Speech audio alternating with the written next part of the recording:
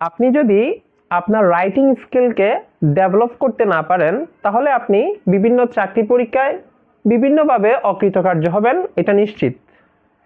দেখেন, আপনি যদি চাকরি পরীক্ষায় বিভিন্ন লিখিত যে পরীক্ষাগুলো হয় সেগুলোতে যদি আপনি কোনো ছোট বাচ্চাদের মতো 3-4 শব্দের কোনো বাক্য তৈরি করেন তাহলে সেটা অবশ্যই হবে একটা সাধারণ একটা বিষয় বা সাধারণ কিছু বাক্য, ঠিক আছে?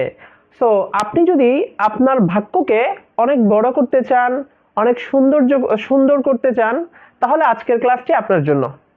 একটা নর্মাল সেন্টেন্সকে একটা জটিলতর সেন্টেন্সে রূপান্তর করার জন্য 4টি কৌশল জানা প্রয়োজন।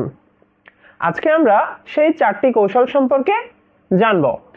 প্রথম যে কৌশলটা আমি লিখেছি সেটা হচ্ছে মডিফিকেশনের মাধ্যমে। মডিফিকেশন মানে হচ্ছে যে মডিফায়ার ব্যবহার করা। আপনাকে একটা সেন্টেন্সের মধ্যে মডিফায়ার ব্যবহার করতে জানতে হবে। এরপর হচ্ছে যে 2 নম্বর আমরা দেখতে পাচ্ছি সাবঅর্ডিনেশন। আপনি যদি আপনার বাক্যের মধ্যে ফ্রেজ বা ক্লজ ব্যবহার করেন এবং সেটা হতে হবে সাবজেক্ট হিসেবে আসতে হবে, সেটা অবজেক্ট হিসেবে আসতে হবে, সেটা কমপ্লিমেন্ট হিসেবে আসতে হবে। অর্থাৎ ফ্রেজ বা ক্লজকে বাক্যের সাবজেক্ট হিসেবে, বাক্যের অবজেক্ট হিসেবে, বাক্যের কমপ্লিমেন্ট হিসেবে ব্যবহার করতে হবে। 3 নম্বরে যে একটা কৌশল সেটা হচ্ছে ইউজিং অ্যাবসলিউট। আমি প্রথমে আপনাদেরকে একটা ধারণা দিই অ্যাবসলিউট মানে কি। অ্যাবসলিউট মানে হচ্ছে যে বাক্যের মধ্যে আপনি এমন কোনো ফ্রেজ বা এমন কোনো শব্দ বা এমন কোনো ক্লজ ব্যবহার করবেন যার জন্য বাক্যের মধ্যে অর্থের কোনো পরিবর্তন হবে না, মানে আপনি যে জিনিসটা বোঝাতে চাচ্ছেন সেই অর্থটাই অপরিবর্তিত থাকবে, সেই অংশের নাম হচ্ছে অ্যাবসলিউট। তো আপনি সমপর্যায়ের ফ্রেজ বা ক্লজকে বাক্যের মধ্যে অ্যাবসলিউট হিসেবে আপনাকে ব্যবহার করতে হবে। এবং একদম শেষ যে কৌশল সেটা হচ্ছে কোঅর্ডিনেশন। কোঅর্ডিনেশন হচ্ছে সমপর্যায়ের ক্লজ বা ফ্রেজ ব্যবহার করতে হবে। এখন আমরা তো কৌশল জেনে নিলাম, এখন আমাদেরকে কৌশল জানলে তো হবে না, এখন আমাদেরকে বাক্যের মাধ্যমে প্র্যাকটিক্যালি একটা ছোট ছোট সেন্টেন্সকে কিভাবে বড় সেন্টেন্সে রূপান্তর করতে পারবো এখন আমরা সেটা দেখব। এখন আমরা একটা নর্মাল সেন্টেন্সকে কিভাবে একটা কমপ্লেক্স সেন্টেন্স বলতে পারি বা জটিলতর বাক্যে কিভাবে রূপান্তর করব সেটা আমরা প্র্যাকটিক্যালি দেখব। দেখেন, the boy is my brother, বালকটি আমার ভাই। এটা হচ্ছে একটা নর্মাল সেন্টেন্স। তা আমি বলেছিলাম 4টা কৌশল, সে 4টা কৌশল অনুসারে আমি এই নর্মাল সেন্টেন্সটিকে আমি কমপ্লেক্স বা জটিলতর সেন্টেন্সে রূপান্তর করব। তো আমি প্রথমে লিখেছি the boy standing at the door is my brother.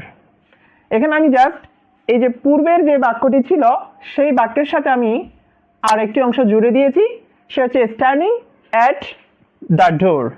Standing at the door হবে standing at the door is my brother. এখানে আমি একটা মডিফায়ার ইউজ করেছি। এই মডিফায়ার আমি কার জন্য ইউজ করেছি? এই মডিফায়ার আমি বয়ের জন্য ইউজ করেছি। সো এখানে মডিফায়ারটা হচ্ছে অ্যাবসলিউট আর এটা হচ্ছে একটা ফ্রেজ। আপনি যদি স্ট্যান্ডিং এট দ্য ডোরকে বাদ দেন আপনার বাক্যের কোনো অর্থের পরিবর্তন ঘটবে না, সেজন্য এটাকে অ্যাবসলিউট বলবো। এরপরে এটাকে ফ্রেজ বলবো কেন? কারণ এখানে কোনো ফাইনাইট ভার্ব নাই আর এখানে কোনো সাবজেক্ট নাই। যদি কোনো সেন্টেন্স বা কোনো অংশ বা শব্দগুচ্ছ এর মধ্যে কোনো সাবজেক্ট না থাকে, কোনো ফাইনাইট ভার্ব না থাকে, তখন সেটাকে আমরা ফ্রেজ বলবো। এখন আমরা বাক্যটিকে আরেকটু বড় করব। The boy who is standing at the door is my brother. এখানে বয় শব্দটিকে মডিফাই করার জন্য এসেছে who is standing at the ডোর। এটা হচ্ছে একটা অ্যাবসলিউট, কারণ এই অংশটিকে বাদ দিলে বাক্যের কোনো অর্থের পরিবর্তন ঘটবে না। আর এটা হচ্ছে একটা ক্লজ, কারণ এখানে একটা সাবজেক্ট আছে আর এখানে একটা ফাইনাইট ভার্ব আছে, সেজন্য এটা হচ্ছে একটা ক্লজ। সো বাক্য এই প্রথম বাক্য থেকে দ্বিতীয় বাক্য আরেকটু বড় ছিল এবং এটা সুন্দর ছিল। তৃতীয় বাক্য আরেকটু বড় ছিল। এখন আমরা 4র্থ নম্বর বাক্যটি দেখব। 4র্থ নম্বর বাক্যটি হচ্ছে the boy standing at the door with his friends is my brother. এখানে এই বয় শব্দটাকে মডিফাই করার জন্য দুটো ফ্রেজের সাহায্য নেওয়া হয়েছে। সো একটা হচ্ছে স্ট্যান্ডিং এট দ্য ডোর, এটা হচ্ছে একটা মডিফায়ার, সেই সাথে এটা একটা অ্যাবসলিউট এবং এটা একটা ফ্রেজ। দ্বিতীয় নম্বর যে ফ্রেজ বা মডিফায়ার ইউজ করা হয়েছে সেটা হচ্ছে উইথ হিজ ফ্রেন্ডস, অর্থাৎ দরজার পাশে যে বালকটি দাঁড়িয়ে আছে তার বন্ধুদের সাথে সে হচ্ছে আমার ভাই। ঠিক আছে, সো বাক্যটি আরো একটু বড় হয়েছে এবং আমরা ৫ম নম্বর একটা বাক্য দেখব যে বাক্যটি সবার চেয়ে বড় হবে এবং সবার চেয়ে সুন্দর হবে। সো পঞ্চম যে বাক্যটি সবার চেয়ে বড় এবং যে বাক্যটির মধ্যে সর্বমোট 14টি শব্দ আছে এবং ওই নর্মাল যে সেন্টেন্সটি ছিল সেই বাক্যটিকে আমি বড় করেছি, সেই বাক্যটি আমি এখন একটু দেখব। The boy is standing at the broken door with his close friends. দেখেন, আমি বয় শব্দটাকে মডিফাই করার জন্য স্ট্যান্ডিং এট দ্য ব্রোকেন ডোর এনেছি, আবার এখানে ডোরটা কেমন, ডোরটা হচ্ছে ব্রোকেন, সেটাকে মডিফাই করার জন্য আমি আরো একটি নতুন শব্দ এনেছি। এরপরে পূর্বে ছিল উইথ হিজ ফ্রেন্ডস, আমি আবার নতুন করে এনেছি উইথ হিজ ক্লোজ ফ্রেন্ডস। অর্থাৎ বন্ধু, এই ফ্রেন্ডস শব্দটিকে মডিফাই করার জন্য আমি আরেকটি শব্দ এনেছি, সেটা হচ্ছে ক্লোজ।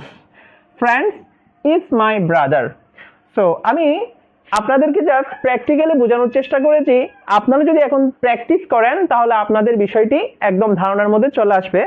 তো দেখেন, এভাবে আপনি যদি আরো জটিল থেকে এবং আরো জটিলতর কোনো কিছু শিখতে চান এবং ইংলিশ এর ভয় যদি আপনি দূর করতে চান তাহলে অবশ্যই এই পেজটিকে আপনি ফলো দিয়ে রাখুন এবং আমি যদি কোনো নতুন কোনো কিছু ভিডিও দিয়ে থাকি তাহলে সেটি আপনার কাছে অবশ্যই চলে যাবে। ঠিক আছে, সবাই ভালো থাকুন, সুস্থ থাকুন, দেখা হবে অন্য একটি ভিডিও নিয়ে। আসসালামু আলাইকুম ওয়া রাহমাতুল্লাহ।